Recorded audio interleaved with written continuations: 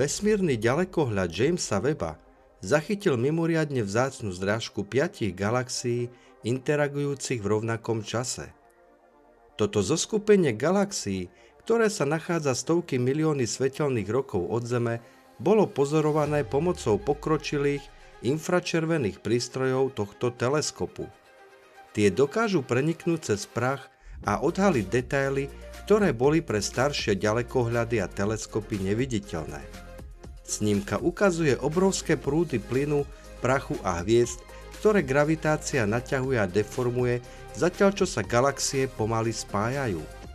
Hoci fotografia zachytáva jediný okamih, samotná zrážka sa bude odohrávať v priebehu stoviek miliónov rokov. Jedným z prekvapivých objavov výskumu galaktických zrážok je fakt, že priame zrážky hviezd sú napriek rozsahu týchto udalostí mimoriadne zriedkavé.